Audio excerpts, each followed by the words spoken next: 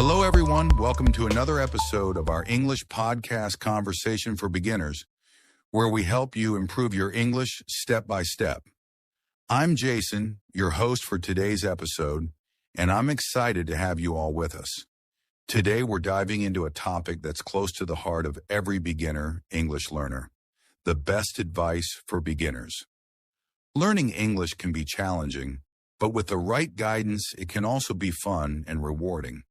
That's why we're here, to make learning English easier and more enjoyable for you.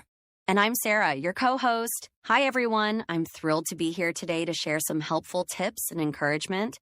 I know that starting to learn English can feel overwhelming at times. There are so many new words, grammar rules, and sounds, right? But don't worry, you're not alone in this journey. We're here to guide you and show you that English is something you can master with a bit of patience and practice. Exactly, Sarah. And we're going to break things down in a way that's easy to follow and fun to listen to. We want to give you simple, practical tips that you can start using right away, whether you're just beginning or you're looking to strengthen your foundation in English. We'll talk about things like setting goals, practicing with others, and choosing the right resources. Yes, so if you're ready to get inspired and learn some effective ways to improve your English, grab a notebook, sit back, and enjoy this episode with us. We're here to support you every step of the way. Let's get started with our first tip on why learning English can be so beneficial in life. All right, before we dive into the tips, let's talk a bit about why learning English is so important. English is often called the global language because it's spoken in so many countries and used in international business, science, and education. Knowing English can open up job opportunities, make it easier to travel, and help you connect with people from all over the world. That's so true, Jason. English has become a bridge that connects people from different cultures and backgrounds. It's the main language of the internet, too. So learning English also means gaining access to tons of information, entertainment, and resources online. Whether it's reading articles, watching movies, or joining global conversations, English lets you be a part of it all. Exactly, Sarah.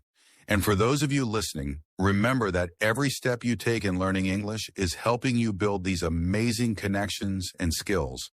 So keep reminding yourself of these benefits whenever you feel challenged or discouraged. It really is worth it. All right, let's jump into our first piece of advice. Start small and be consistent. When you're learning a new language, it can feel overwhelming if you try to learn too much at once. So instead of focusing on big goals like becoming fluent, start with small, realistic steps. Maybe set a goal to learn 5 new words a day or practice speaking for 10 minutes. What matters most is sticking with it every day. That's a great point, Jason. Even a few minutes a day can make a big difference. Think of language learning like exercise. If you do a little each day, it adds up over time. But if you try to do too much too quickly, you might get tired or lose motivation. So, setting aside a small, dedicated time for English each day, like in the morning or before bed, can keep you consistent without feeling overwhelmed. Exactly, Sarah. And remember, consistency is more important than perfection. You don't have to be perfect every day. Just showing up and practicing makes a difference. And as you build this daily habit, learning English will start to feel more natural and enjoyable. So true. So, for all our listeners, remember, don't rush. Start small, keep at it, and watch your progress grow over time. You'll be amazed at how much you can achieve with a little bit of effort each day. Our next tip is to focus on listening and speaking first. A lot of people start with reading and writing, but listening and speaking are the skills you'll use most in real-life conversations. By focusing on these first, you'll get comfortable with the sounds and rhythm of English. Try listening to simple podcasts, watching videos, or even just listening to conversations in English. That's right, Jason. Listening gives you a feel for natural English, like common phrases and expressions. And speaking, even if it's just a few words, builds your confidence. You don't have to worry about perfect grammar or pronunciation. Just try to practice speaking, even if it's by repeating words you hear or talking to yourself in English. every bit of practice helps. Absolutely, Sarah. Think of it as training your ear and voice together. The more you hear English, the more familiar it will feel. And by speaking, you're building the muscle memory to make English sound more natural. You could even try shadowing, where you listen to a phrase and repeat it right after to practice your pronunciation. Great idea. So for our listeners, remember, focus on listening and speaking to get a strong start. It's okay to make mistakes. Each one is a step forward. And with time, you'll notice your confidence growing. Our next tip is to use simple materials.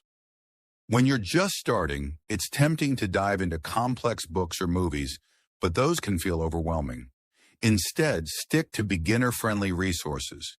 You could use children's books, beginner podcasts like this one, or videos made specifically for English learners. These materials use clear language and simple vocabulary, making it easier for you to understand and learn. Exactly, Jason. And simple materials don't just help you understand, they also build your confidence. When you feel comfortable with the language, you'll feel more motivated to keep learning. For example, start with short stories or simple dialogues, or even try watching cartoons in English. These are fun and usually use language that's easy to follow. That's a great tip, Sarah. And remember, it's okay to rewatch or reread the same material. Each time you'll pick up new words and get a deeper understanding. Plus, when you see or hear something familiar, it reinforces what you've learned, making it easier to remember. Absolutely. So, for all our listeners, don't stress about finding advanced materials. Start with something easy and enjoyable. The more you enjoy it, the more you'll want to keep learning, and that's what really counts. Our fourth tip is to practice with others. Learning English isn't something you have to do alone. Practicing with other people, whether they're native speakers or fellow learners, can make a big difference. When you speak with others, you get real-life experience using the language, which helps you learn faster and build your confidence. Exactly, Jason. And practicing with someone else can also make learning more fun and motivating. You can look for language exchange partners online, join English speaking groups, or even find a friend who's also learning English. Practicing together allows you to share tips, correct each other, and support each other's progress. It's a great way to stay consistent and accountable too.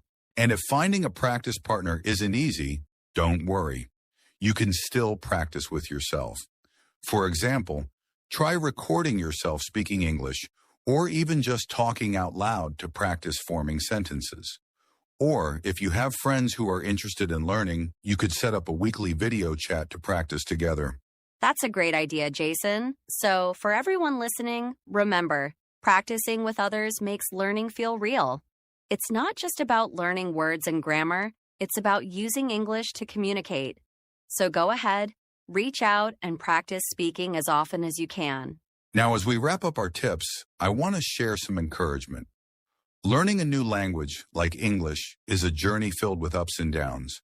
There will be days when you feel like you're making great progress, and other days when it feels tough. And that's completely normal. It's important to remind yourself that every bit of practice counts, even if it doesn't feel like it at the moment.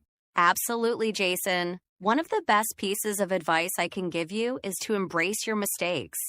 They're not failures, they're stepping stones to becoming a better speaker. Every time you make a mistake, you learn something new.